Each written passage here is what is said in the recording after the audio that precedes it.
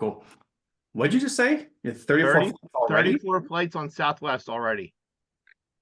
so far this year? Dang. Okay.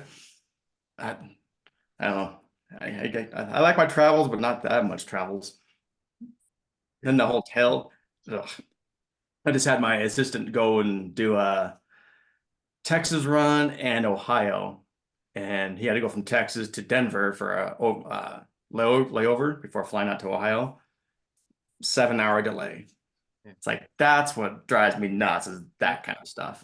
Well, that's this week. Like I said, I'm going to Tennessee on Monday and Tuesday, and my thought was just go right to Indianapolis, right from Tennessee.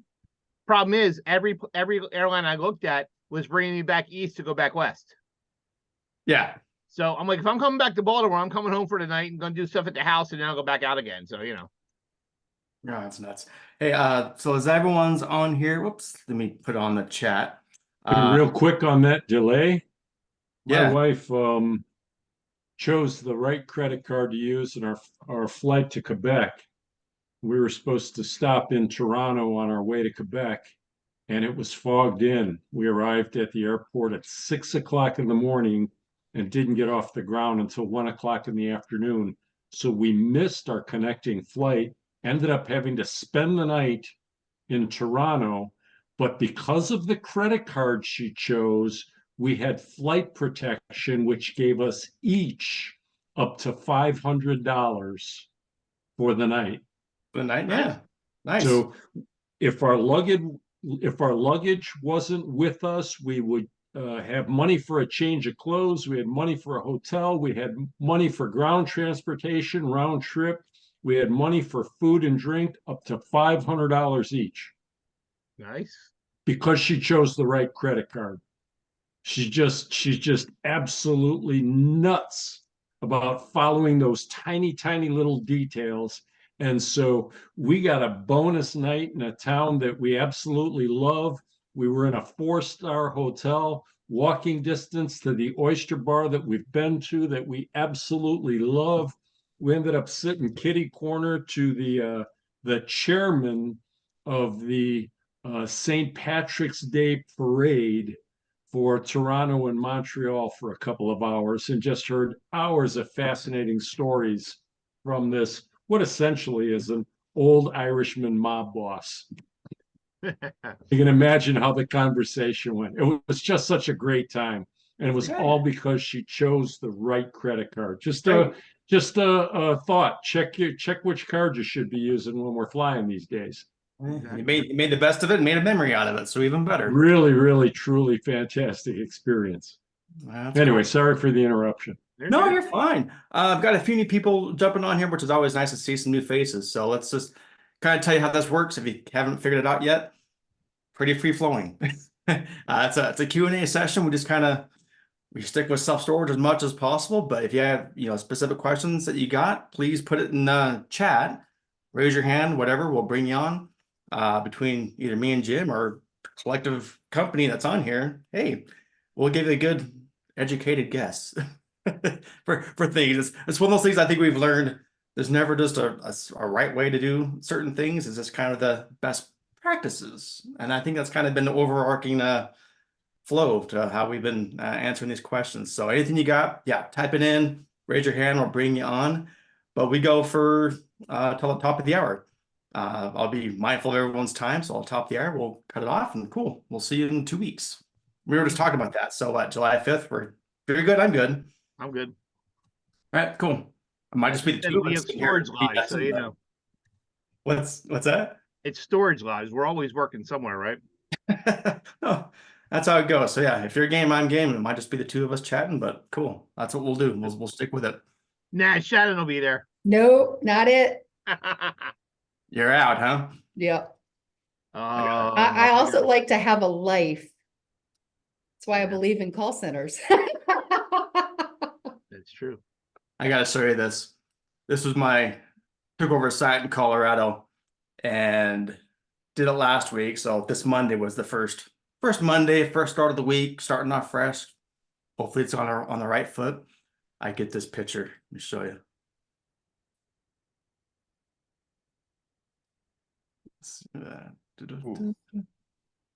Yeah, it's a Is that it's a a fire hydrant? it's a manual gate with a fire hydrant out front, just perfectly placed. It's a great spot for it. And this car, because right out front of this is the main road, and this one car was trying to pass another car on the right, which again, dumbass move, but tried to pass the guy on the right, lost control, went over the fire hydrant, went through the gate. Yeah. So that was Monday, 8 o'clock. How we Is started. that not flooded? Shouldn't that be flooding right now? You would think maybe they got it turned off by that point. I don't know, but I'm just maybe wondering, maybe it was didn't that work. fire hydrant going to do you any good if your building was on I was gonna fire? say it wasn't like the movies when it has like water spurting up and all that. It didn't happen. It could have So been No, worse. that happened It was Friday actually right afternoon. out front of my house a few years back. And apparently there's a rod that goes from that bolt on the top all the way down into the ground to open the valve. And hmm. so it just breaks off. If Oh, it's not open, it's not open. The shutoff is way down below the freeze line. well, there you go. It was anticlimactic. So yeah, there was no water Scared the going. hell out of me out front of right outside my front door, right Oh, outside my, about that far from my garage door. ugh. Yeah, well, our office is like right there, and the guy was parked about 2 feet away from where this picture was taken with his car. So I'm like, it could have been a lot worse. It But could have what been was Friday, dude. what's that? Could have been Friday afternoon, 4 o'clock. Same thing happened to you? Is that what you said? No, I'm saying it could have been Friday afternoon, 4 o'clock. Oh, Yeah. Yeah. oh, I know. No. So at least we got that. I got it taken care of. But it brought something to my attention, which again, the whole reason why I brought this up is I hope we get some value out of this, and that's not just a horror story. But it made me look at my incident report. And my incident report was very kind of vague, frankly. It left a lot open to the imagination of what to fill in and where. And it was just more kind of left things up to the manager to kind of fill in a lot of the stuff. And so I looked at it, I'm like, all right, it's just good old, me with AI. So I went and chat GPT and like, all right, cool, run a self-storage property. This happened, ran over the fire hydrant, ran over the gate, blah, blah, blah. Gave me a very detailed checklist incident report. And holy crap, it's just it was fantastic. So it's just something I was thinking of, like each incident that happens, it's a little different. They're all not all treated the same, and they could have hit the could have been a break-in. They could have hit units right now. It would have been a whole nother complication. Yeah. And I was very impressed with the detailed checklist that it gave. So it just kind of sparked my to-do list. So I sat there and started making some more incident reports and kind of overlooking at my other forms, my operational forms, and kind of redoing them. Because a lot of times these forms we've had and we sit on them for years and years and don't really look at them and polish them up. So Well, here's mine. I just there you shared go. mine. Yeah. So Pretty easy incident type, description, who parties involved, witnesses, police report, stuff like that. And then what we do, we actually make sure we take pictures. Because all the stores have Google Drives, so we have each store has its own folder for incidents, and we take every incident becomes its own folder. So pictures, documents, any kind of reports or invoices or quotes or anything we got to go goes right into that. So I found this one about a year or two ago. It's not perfect, but it's okay. Jim Yeah. Ross, what do you think like added to this with the AI that you just did, do you think? It just kind of gave them better. I mean, right. I'm just looking at yours right now, since it's in front of us. A lot there. It just kind of gave more specifics to the incident. So, like with the fire hydrant, did you call the city? Did that get turned off? Making sure that get the insurance information from the person that ran over the gate. So it just kind of gave a little more specific information to fill in detail to that incident. Yeah, again. So how do you feel about AI recording this conversation and everything that takes place here and all the screenshots and everything else? I ask that at every meeting that this thing pops up on me, and I'm Yeah. always curious. I mean, I know it changes the conversation in some of our marketing groups because there's, things that people talk about that they don't necessarily want recorded. It's one thing for us to, in a closed conversation.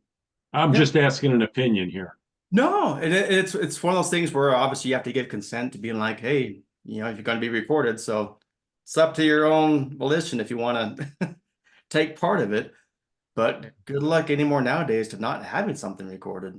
I can't remember the last time I've been on any kind of Zoom meeting that it wasn't recorded in not just video, but it's more like the transcript, like the auditors and things like that you see are showing Well, up. there's two of them on this meeting right now. Yeah, I know. I had to give them access. So, yep, that's Oh. just, yep.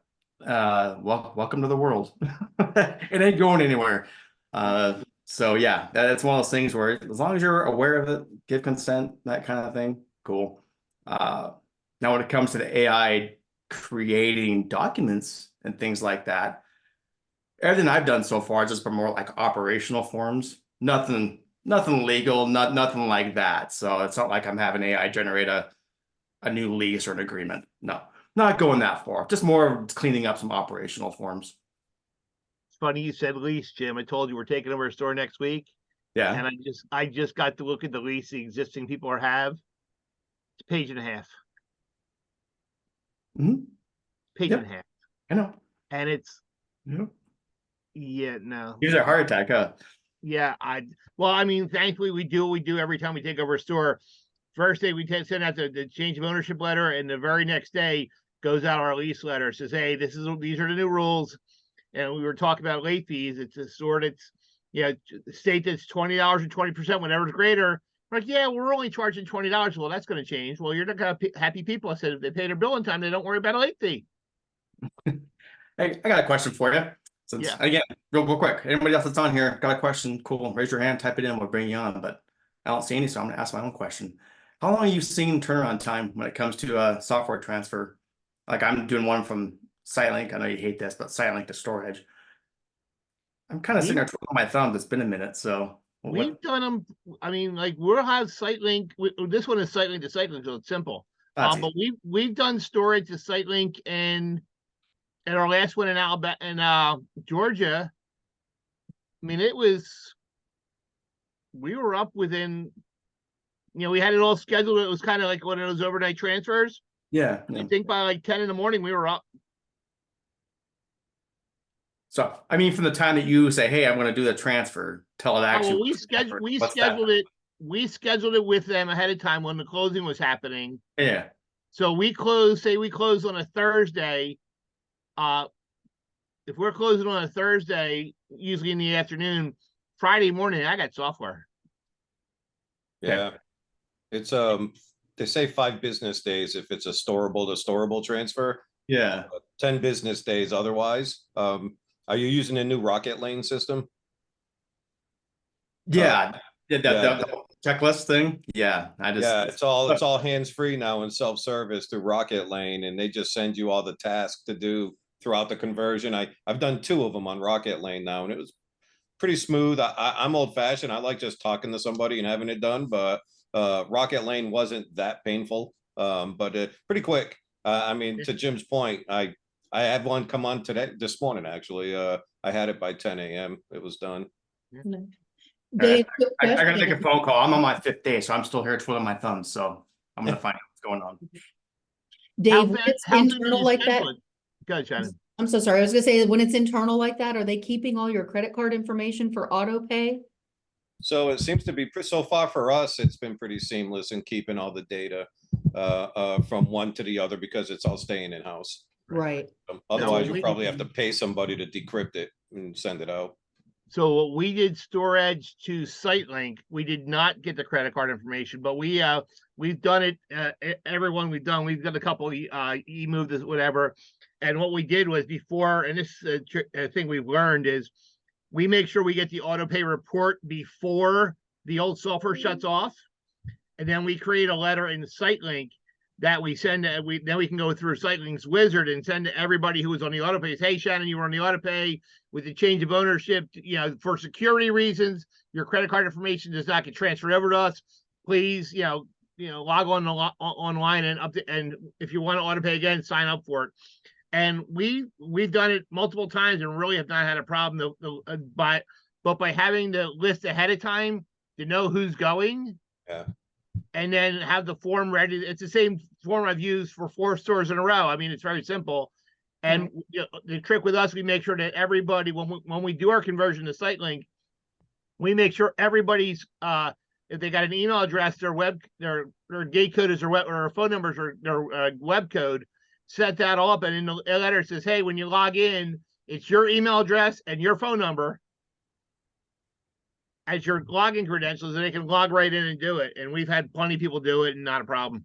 So you're talking about though, when you are purchasing a property Yes. and you're making that change, and I'm thinking more of an in-store, like I own self-storage, I'm switching from one software to another, so I don't necessarily want to make them re-sign up, right? Because they're already with me. What are your thoughts on that? I mean, I think as it's a storable product, they're probably going to be able to do it internally. But if you're going from like eMove to storage, or you're going from Yardi to here, or a lot of those companies don't play well together. The conversion process isn't there. So if you're doing something like that where they're not internally together, I would make sure that you're proactive and get your reports and do your thing and have a letter ready to go. That way, when you convert over, you're ready to go. Yeah, I think some of it also depends on who you're currently using for your merchant services. Yeah.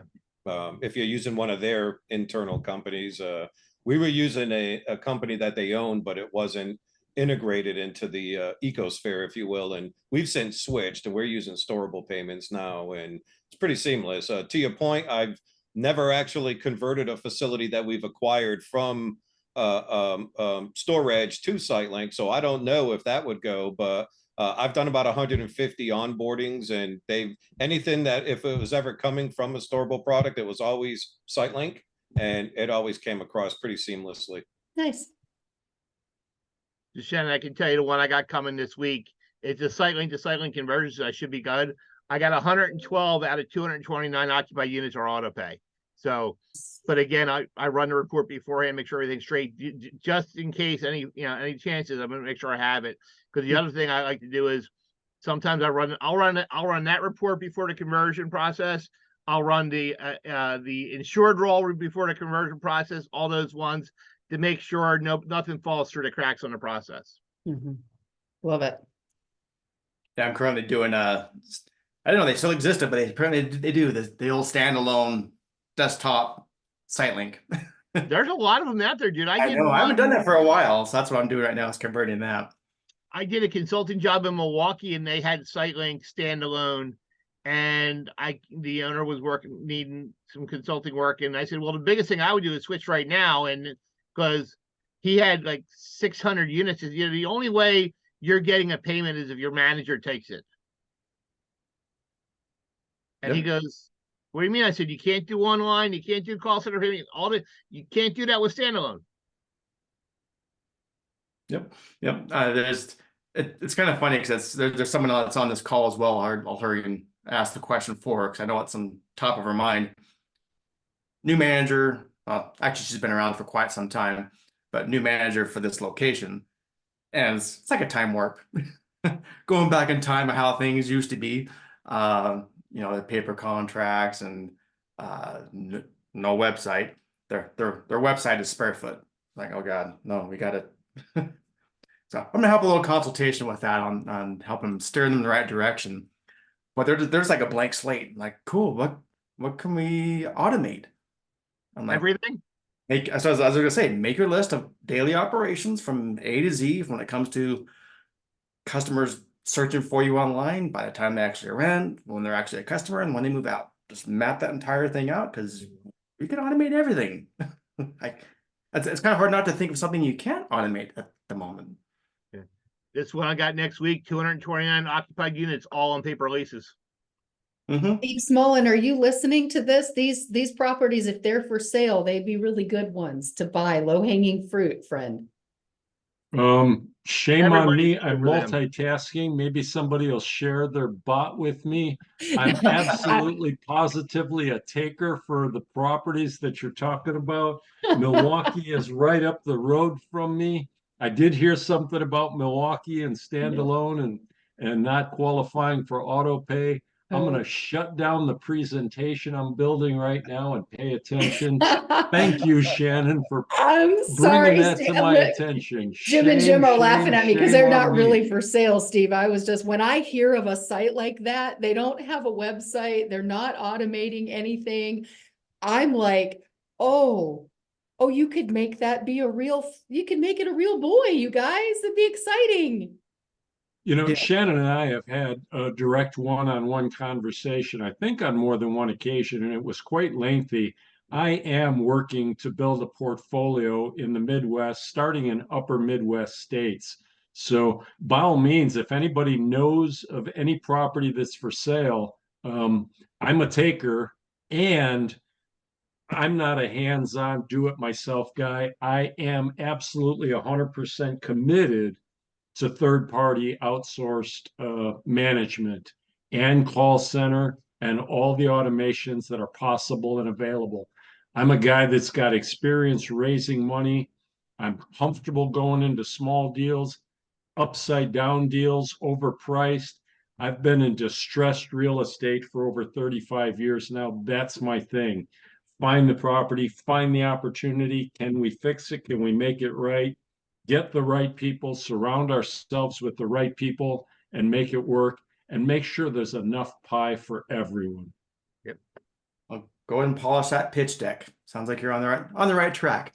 And I actually asked this owner, because again, you hear it all the time, it's like these owners are getting bombarded with people. You want to sell? How about now? How about now? How about now? It's just ongoing. And I was sitting there at the back office table with her. I'm like, you've owned this for how long? She's like, 19 years. I'm like, all right. Why now? She goes, I'm sure you get bombarded with people trying to buy this. She's like, oh, the last, 3 or 4 years have been insane with people trying to buy this property. I'm like, well, why now and why these guys that bought it? She's like, timing. She goes, I couldn't tell you specifically exactly why I went with them. I picked up the phone that one day and had a conversation. Versus everyone else, she just didn't ever want to even entertain the offer. So it's so funny how and I hear that often, how it just comes down to timing. You never know. Well, Jim, you So know Jim, Jane Sauls, right? What's that? You know Jane Sauls, right? Yeah, oh yeah. Okay. And Jane did a presentation in Alabama. I don't know where we were. Anyway, she said every owner should run their property today like they'll be selling it in 6 months. Yep. And she said, because you never know when that right offer is going to come by. You hit the nail on the head. The mood hitter, the mood strucker, stars aligned, whatever you want to say. That's why she sold it. I mean, we got one.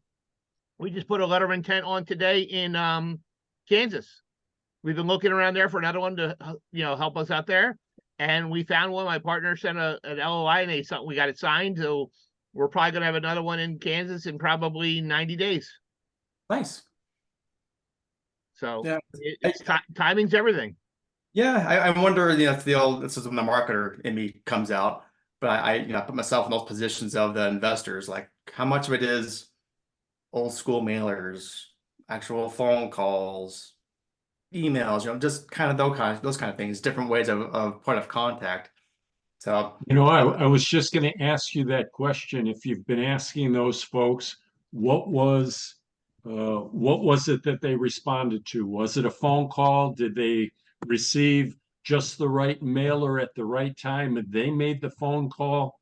Was it proactive or reactive that led to the conversation that they had with the ultimate taker for the property?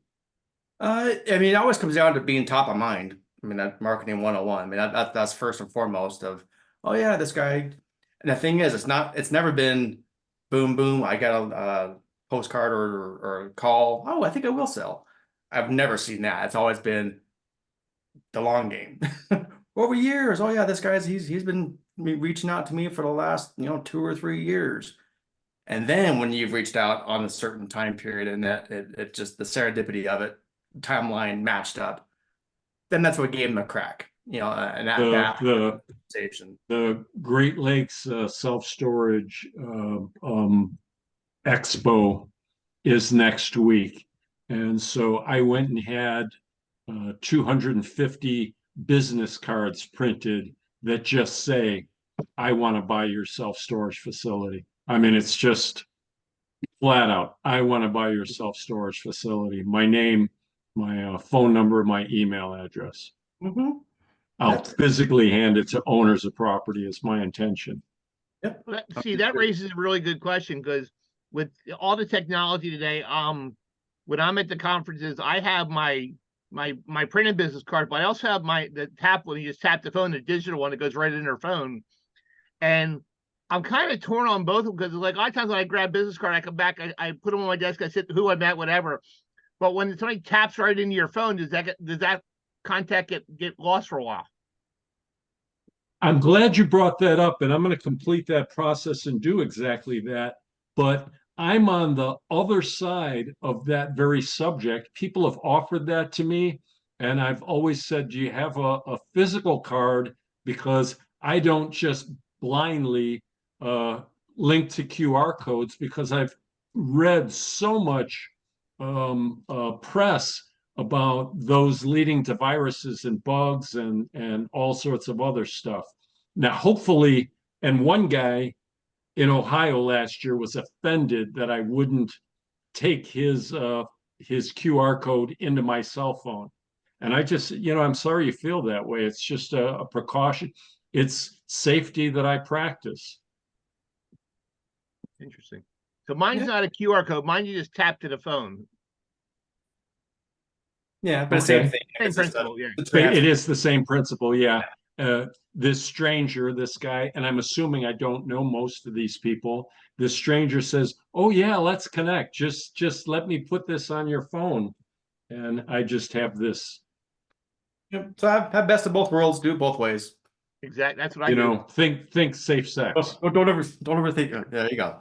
Don't overthink it. Do it both ways here. Before we jumped on, I wanted to ask you this, Jim. You said you had your relief quit after just a couple of days. It just no show, dude. It was gone. It's crazy. After like the first week, kind of a thing, or what? Yeah, after a week. You're surprised? I really was. We went down there, we hired him, got him started, got moving, and next thing I know, he won't answer the phone, he won't respond to text messages. It's like, so now, I mean, we got a new guy hired. We're going to go down there to take care of everything, but it's just like, I guess I'm old school. What makes people do that? I'm just curious, like for your relief, was it just like one store, or was that relief? Do they kind of have almost like a full-time position because they're bouncing around at different locations? I don't know. I don't know. I mean, I've seen it definitely when it's been, that's what scares me to death. If I have a relief and I have enough sites in one particular small area that they can bounce around, almost have like a full-time gig, that works out great. It's the ones that have here, oh, it's just one store for the one day of the week. It's not even. Oh. No, you're there. That's you. Oh, I'll meet you. But yeah, that's when you're up for, the next job that comes along. That's a full-time job. They're out of there. They're gone. It's a revolving door when it comes to some of those locations with relief managers. So I don't know. I'm not surprised when you said that. No, I'm not surprised. It's just sucks. Yeah, it does. I mean, we've got the system down pretty well that it's going okay, but it's just, it's just frustrating that you spend the time to go out there to hire them, get them trained. Even like we just went through a round of resumes. They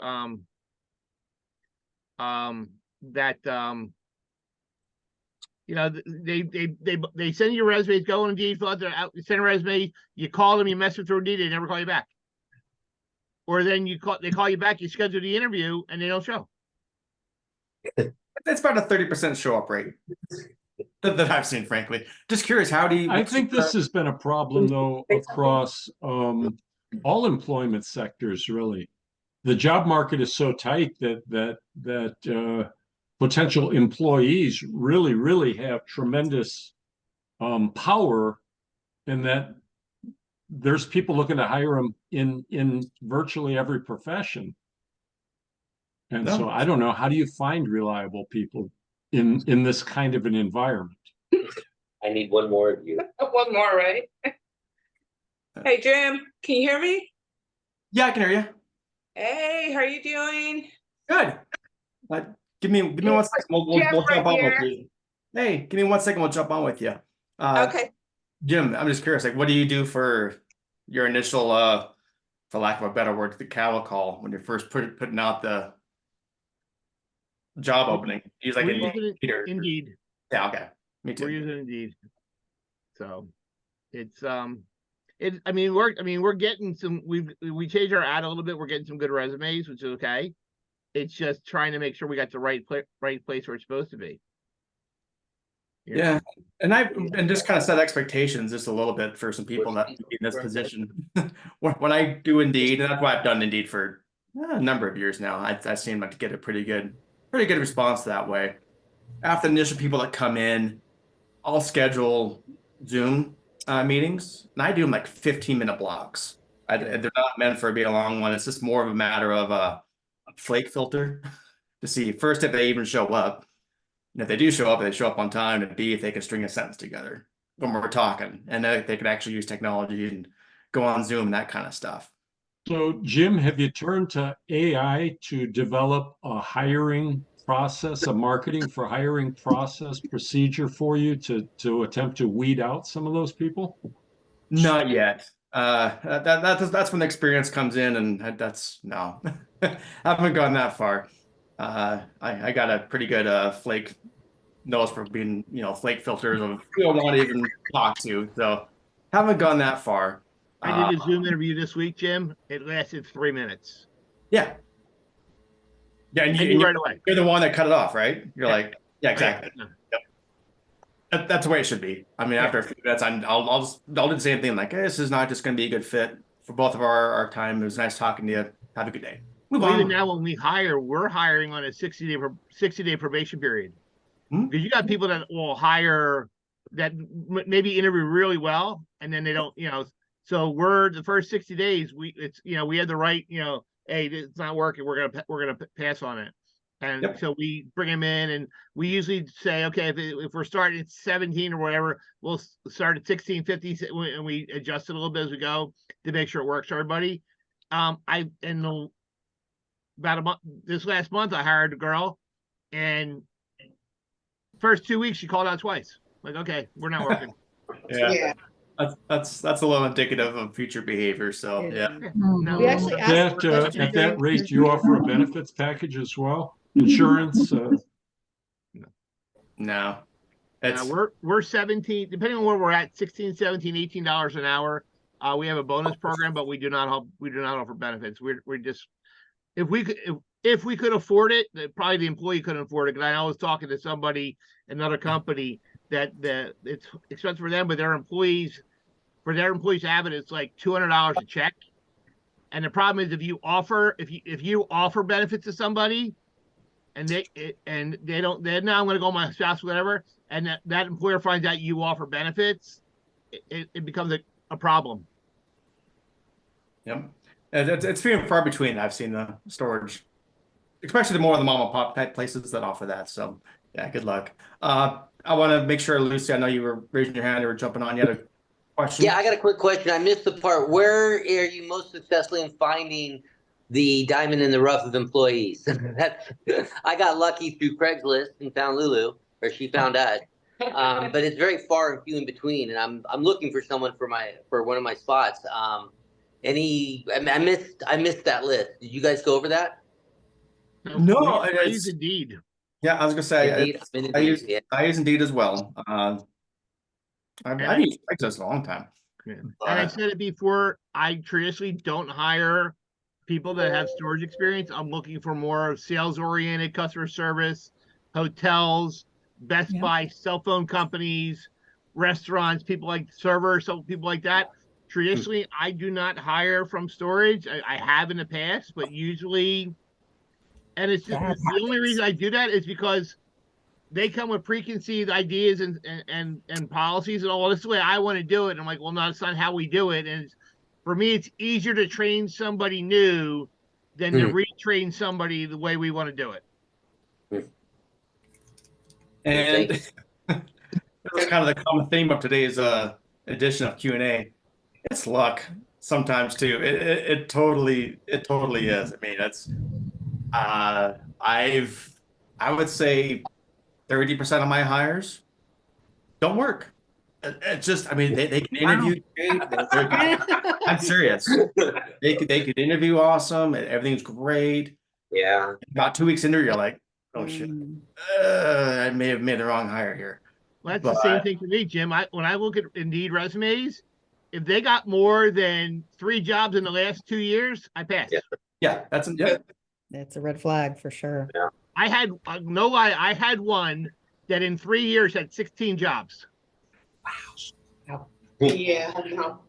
Uber Eats. I think not investing in that training would work. I No. was gonna say, when you were talking about your person calling out twice, Jim, we actually ask a question as part of the interview process. How many times do you think would be acceptable to call out in your first 90 days? That's a great question. Just how Not many at times all. do you think that would be normal? Yes, thank you. Whoever said not at all is the right answer. You're 90 days in, you better not be calling out. But you'd be surprised how many people are like, I mean, that maybe 3, like 1 a month, or like they're thinking it through. Like, it is not an immediate 0 for people at all. So And it's getting harder.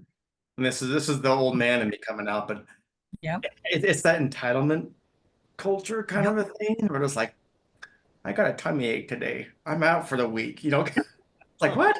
Like, get your ass in there and work. Jim, we actually had to put a company directive out, because I had people that were trying to call out today, but they were going to work their day off tomorrow. Like, no, you cannot switch your days off. Yeah. Well, why? I'll still be there, but you're hurting us today. So we had one this week. We fired this morning, and she said, hey, I can't work Thursday. I'm going to work Friday. We said, no, you need to work Thursday. She didn't come in. She didn't show. We got to go. Yep, I get it. Hey, we got about 20 minutes left, so I'll be mindful of everyone's time. 702 storage. I know you're on here with Lucy and I got some questions. I know we talked a little bit about some guidance on automation for your site, but now that you're on here, ask away. What questions you got? Put you on the spot. Put me in the spot, huh, Jim? Yep. So basically everything. You got 20 minutes, so come on, narrow it down. Invoices weren't getting sent out, late notices weren't getting sent out, auction, it just, everything was, the pricing wasn't matching. I mean, I'm getting it little by little, I called them yesterday and, but it was just, yeah. And Also, you're, how do you guys all handle the credit card fees? Because we get slammed 2.3% That's plus right. 25% on every transaction, and we were like not collecting that, and then we started collecting $3 per. But that is averaging up to quite a sum of money. Do you build that in on the monthly rent, or do you actually have a separate charge for credit card fees? I don't do separate charge for credit card fees because you're just opening yourself up to pissing everybody off. Just build that in. If you're doing the revenue management properly, I mean, you're already kind of pushing the rates. That's just cost of doing business. I mean, I know it sucks. When you're at the end of the month, you're looking at your statement and seeing those customer credit card transaction fees, and you like, holy crap, that's. I mean, it's real money. It's real fees going out the door, but that's just part of the biz. We charge a fee for phone payment only, but one thing we look at, trying to make sure that we don't do ACH at all. People want to do ACH, and we're not doing ACH because it's pain in the butt. But if they're using a credit card, if you get their debit card on auto pay, debit cards run a lot cheaper than credit cards do. So if you can get debit cards in place of credit cards, and I know I was talking to Mitch Langer one day when he was at SBOA that in certain markets, 50 to 60% of all credit card payments on properties are debit cards, because people they don't have credit cards, they're living on their debit card. So it's important. That's the other thing we talk about all the time when we with first of month billing. We never run the auto bill until we do the first walkthrough to make sure people are not out on us, because I never want to make a mistake running a debit card, because you can void it real quick, but the problem is if you void it, it could take 3, 4, 5, 7 days for their bank to release the money back to them. And then they're looking and screaming at you, and it's a headache. So we always make sure we're very cognizant with our walkthroughs. to make sure we're doing them the right way in time to do payments, and then we'll run the auto bill. But if you can get people on the debit cards versus credit cards, you'd save a little bit there too. But like Jim said, it's a cost of doing business. We're not going to charge. We talked about a technology fee across the board, but we're not going to charge a credit card fee. Question for you, Jim. This ties in with you guys too, because I was talking with Lucy a little bit earlier. That's why I knew you were on here. Because they're on SiteLink on the web edition, and it's just more of a matter of, we talked about this before, about just getting things set up properly and making sure you click this, you check that, make sure things are done correctly. Right. I don't know if I want to put you in touch with later on, because Yeah. you're more the SiteLink guy than I am. I'm more the storage guy. I know you do like an hour consult. That's very. I'll put you guys. I think that'd be cool. Do an hour consult. Yes, Share please. screen, just be like check, do this, do this. It'll be a hell of a lot more efficient than calling. Especially Every 10 minutes. especially in the Yeah. Wizard and SiteLink, you can go through and make sure, like in my world, once every couple months we're going through to make sure we're on the Wizard. Anybody who's not on auto pay gets an invoice, making sure that, for us, it's making sure that the web codes match, the number of people with web codes match the number of people with email addresses. That way people can pay online. So there's a lot of things you can do, but it's a step-by-step process and getting that thing straight and then setting up. If you do want to do a phone payment fee, put that in make sure it's in your lease. But yeah, we can connect this, Jim. We can do an hour. Yeah, go ahead and put your email in chat. They can just help email you. It'd be honestly the best use of your time. It'd be a lot better than, I'd much rather talk to an operator of the things to go through and check, because he's done this 100,000 times, than calling SiteLink and being like, what should I check? Right. Yeah, don't do that. Don't. It's just much better use of your time. So yeah. We can, yeah. Okay, appreciate that very much. Yeah, of course. Thank you. Did you get his website? Yes. I saw the news this week about storageauctions.com getting bought, huh? I mean, I think it's good in a way. I mean, I actually talked to Lonnie and Alana on Monday, right before the press release went out. Yeah. And the things that we're trying to do through the API and make it easier to sync back and forth for ads and auctions and all. Storage's got more resources than Lonnie had to do that. So I think in the long run, it'll be good. My concern was Alana, making sure Alana stays, because she's she's Storage Auctions for me. Yeah, that's true.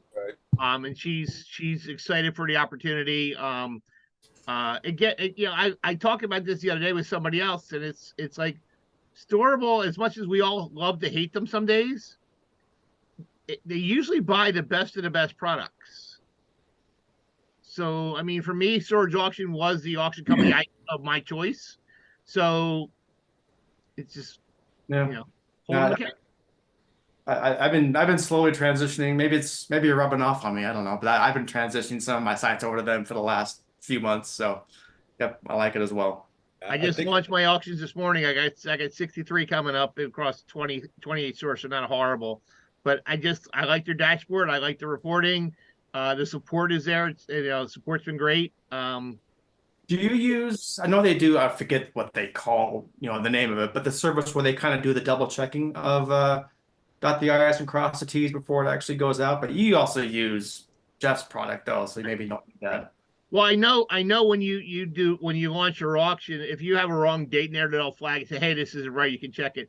We do not use their review process because we're using Jeff. That's what I figured. But again, even for us, when my stores post an auction, one of my area managers looks at it first, and then I double check it, make sure before it goes live. So there's 3 sets of eyes on that thing before it goes live. So yeah. Hey Jim, we just started with Storage Auctions. I'm with Treasures for all of our stores, but the last 6 or 7 I've onboarded, I put on Storage Auctions, and we are using it. Problem is we just onboarded those stores, so I have very little to go by as far as success rate so far, but I'm hearing great things overall. In regards to the sale to Storable, I've talked with both Alana on Monday and also talked with Storable, and I'm pretty excited about what their plans are to further integrate Storage Auctions into the Storable platform and make it a seamless transition of your accounts from their software over to the auction platform with the monitoring back and forth and just it being fully automated. So pretty excited to see where that goes. I'll let you know once I get more feedback on the actual review of the files through storage auctions. Again, it's all brand new to us, so not enough data to really give an opinion, but I guess more to come, right? No, I mean that's what we're here for. I mean, again, it's not just for you guys here; it's for me and Jim too. We all kind of Right. are learning from each other. Yeah, definitely. We're getting there as far as things actually Yeah. communicating and talking to one another and having that flow of efficiency. It's Well, I did Take it ask you about forever, but we're storage getting there gives step by too, step. because storage gives is a great thing that they started, and storage gives is going to stay. I think they're still running it, but storage gives is not going anywhere. And the money they're raising for the charities is near and dear to me. So, all my storage. Dave, did you sign up for storage gives when you went to treasures auctions? So I have not signed on with Storage Gives. We are with charity storage through Storage Treasures. We already do quite a bit with them. Have not yet. Again, I only have 7, 8 locations signed up with storage auctions so far. So no, not yet. Highly recommend the storage gives, guys. We could not give them thumbs up high enough for that. That, I'm sure it's awesome. You know, any charity, right? Charity storage has been awesome as well. No, they're all good. Yeah. Yep. They're all good. So yeah, if you're familiar with it, I mean, give a 30-second plug. What is storage gives? storage gives you can, when you sign up with storage gives, all proceeds go to the charities, right, Shannon? And when you sign up as a partner to them, you can have a percentage of your auction proceeds go right to storage gives. Yeah. And they, like Jim said, they're 100%, the money goes directly to charities that have been fully vetted so that they know that the money is getting used appropriately. It's not going to, massive things. These are charitable organizations that have very, very low overhead, and they monitor that very closely. I've seen, all of the different, because they have like a round table, I guess I would say, of charities. So they do this one, then they do this one, then they do this one. But every single one of them are not like, we always hear about the ones with the big fluff and the CEOs making $1 gajillion a year. And it's just really hard to consider giving money just to line like a CEO's pocket or whatever. So they're also, project-based a lot of times. So absolutely love that. Highly recommend if you guys, want to check them out online. There's a lot of good information about that, or schedule some time with Alana and she'll go over all of it with you as well, because they're doing good work. Yeah, it's storage. I'll put the URL in the chat. It's a great thing to look at. They do a lot of good for it. It's really good partnership. Looking right now, it says 1.8 million children fed, 10 million liters of water cleaned in 23. There's a lot of stuff they're doing on there. Causes, mission feeding, cure it, breast cancer, Shriners, Water for Life, autism, Home for Troops. So there's a lot of check out the website. They'll give you a lot more details than Shannon and I could do. Hi, Jim. Good morning or good afternoon, really.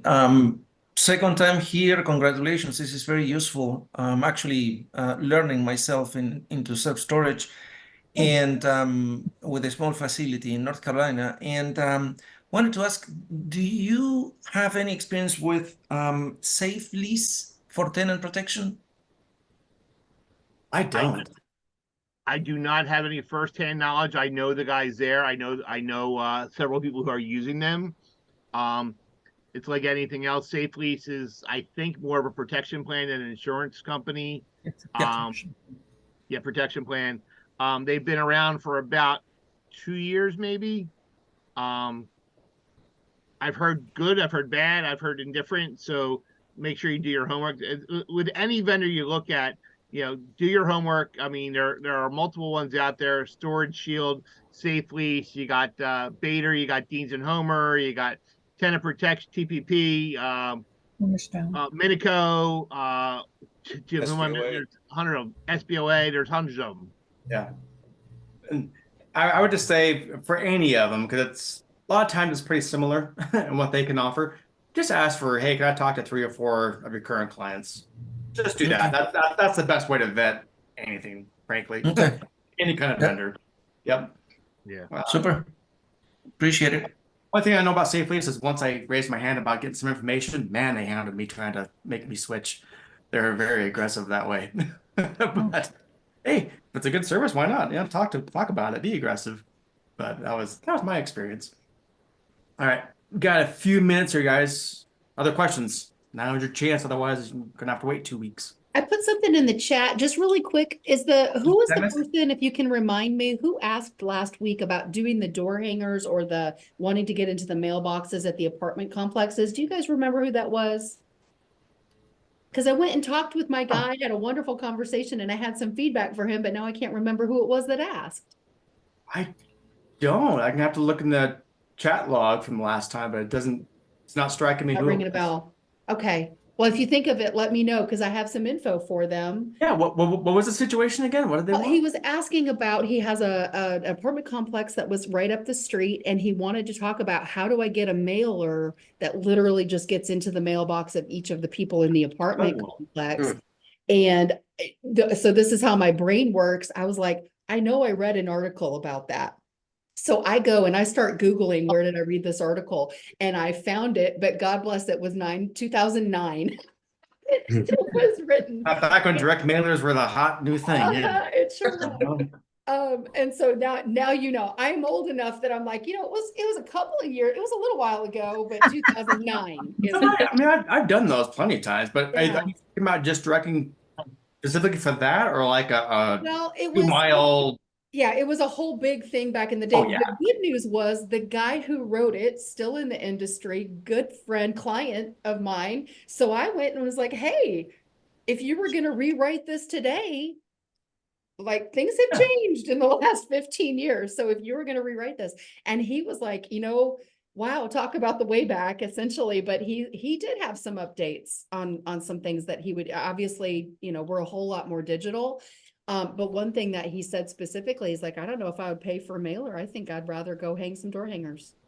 Like, he's like, I think you need it. You need it. Like you said with marketing, Jim, in their face right when they need it is right when they need it. So Shannon, anyway, I think I would still work in with the apartment management management group in their office there and do that. And maybe they got a newsletter. I mean, a lot of apartment, depending on the size, have newsletters they send out monthly or quarterly, work in the office, anything like that. Handing out door hangers, you got to watch door hangers because something. A lot of these apartment complexes now have no trespassing signs. If you don't live there, you can't get in there. And that, that could absolutely be, but he gave a whole bunch of different thoughts about that, but it just cracked me up where I was like, hey, remember this? Yeah. And I'll give my 2 cents here because again, I try everything, throw against the wall and see what sticks. It's I forget the name of it, but even the post office, if you go to the post office website, there's a program called Every Door Direct Mail. I mean, that's their program. And you can designate I want a 1 mile, 2 mile, 3 mile, and just hit everybody. So I did that. I had a QR code that went to the landing page. I could track it, all that kind of stuff.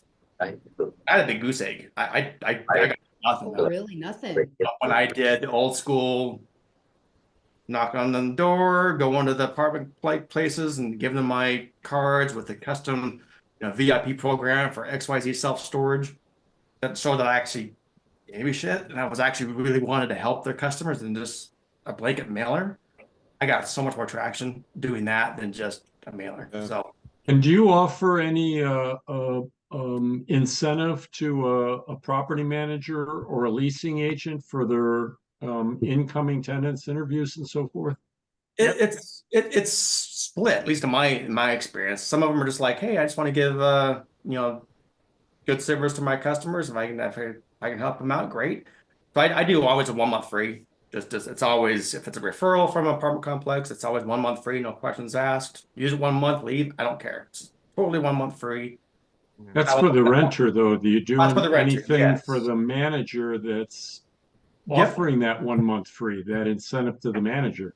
My go-to's always been $100. Some of them take it. Some of them have been like, can't really incentivize. Kind of depends on who you're talking to, but My go-to is always $100 gift card. Done. So Same thing. We were doing 50 or 75, but some complexes you got to watch because if they do this, instead of it goes to the company, not the person. So a lot of times you got to make sure you understand how it works. Sometimes you can do it on the side with them. We've done it before where we have a QR code or something on there. We know how it came from. We can work our way around that. But yeah, we would always incentivize. Literally, I just was at a store in Georgia last week and talking to one of the competitors down the road. It's really full, and we got big units to rent. And I said, listen, for every new competitor every new rental you send me, I'll give you $50 cash. And the manager's like, really? I'm like, yep. You send if I can confirm they came from you. Why not? $50. Yeah. Dave, are you thinking Tips Treats? I saw you raise your hand. You know, Shannon, back in the early 2000s, I had my teams pretty heavily engaged in grassroots marketing, and we would always start with the rental office of the apartment complex and win them over. Bring in a dozen donuts and say, hey, we'd love to leave some brochures and some information. And if possible, I'd love to go put a door hanger on every one of these apartment doors. Yep. Some will let you, some won't. If they won't let you, back then they would always have, or a lot of them would have newsletters that they would send out to their residents. Now it's more websites. I've done the direct mails. I've done the door hangers. By far, the best bang for our buck was always in door hanger. More so than direct mail, but if I were to do it now, I would try to get an advert on their website, into the community, internal websites that they all have. We've done neighborhood boards in our office. If we have an office, we've done neighborhood boards where we'll put business cards and say, hey, we'll take some of ours for people moving around. Yeah. It all depends on the area you're at. And I would offer the apartment manager, I'd offer them $20 for every person they send who rents. Man, you guys. Was that 1980, Dave? You know, Jim, it hasn't been that long. 1992, thank you. But no, really, I'd say, hey, you know what? Most of them could care less about the $20. Yeah. Every once in a while, I bring them a pizza. In the 1900s. It was all the way back somewhere in there. Hey, I'm an old guy. What can I say? Yeah, you are, aren't you? Yeah, right behind you, Jim. Before you guys sign off, I have one more question, please. Going back to the insurance, do you recommend, is it mandatory that every tenant has insurance from you? Or if they come in like their homeowner's insurance or their renter's insurance covers it, do you let that slide? Our lease says it's a requirement that they have to have some kind of coverage, whether it's a protection plan we offer or something that they have. We do not let anybody store without it. So you either have something, you provide us a copy of your declaration page, or they enroll in ours. That's it. Okay. There's only a couple of states that will allow you to require they take your insurance, I believe. I don't want to, that's a slippery slope, Dave. I don't want to be in that slope. Yeah. We always require that it's insured, but to force them to take the one that you're pushing, that's something I probably wouldn't engage in. Yeah. Okay. Thank you. Excuse me, double clicking on that one. So then the home insurance is just the regular policy, or does it have to say anything in particular to the units being stored or storage? Go ahead, Jim. I'm sorry. I was going to say, for us, we require a copy of their declaration page. They're telling us by providing their declaration page that they have coverage through this company. We are not agents. We don't want our managers being agents. We are not going to go double check to make sure it's right. If you say you got it, now we actually have a waiver of liability. They sign it on top of providing that. They understand that they are solely responsible for this. So, yeah. I think the only caveat I would throw into that, and you're absolutely right, Jim, a lot of deck pages that you get will actually spell out that it will cover off-site storage of the personal belongings, meaning off-site from their home, if it's in a storage unit or in a shed versus inside the primary residence. I would require that it will cover off-site storage of their items. Well, not only that, Dave, a lot of times when they're off-site, it's reduced coverage. So that's why I always tell people all the time, say, yeah, we can accept it. However, I would highly recommend you check with your agent first to make sure you're covered. In the meantime, take ours. When you find out, we can always remove it going forward. But until then, you got coverage. That's right. Yep, perfect. All right, top of the hour, cutting you off. Again, thanks for making the time, jumping on here. I really appreciate it. It's an hour every other week. Glad you guys show up. If you got some value out of it, invite a buddy, invite someone next time. We'll double it up next time. We are going to do July 5th. I know everyone might be traveling, but might just be me and Jim here having a little powwow conversation, but we're going to be here. So Let's settle some fireworks. there you go. I can do that. I'll get some virtual fireworks going behind me. All right. Thanks All for right, the guys, invite, go. Jim and Jim. Hey, guys. I See you in appreciate a couple you. weeks, guys. Thank Take you. care. Have a Have a good good day. weekend. Bye. Bye.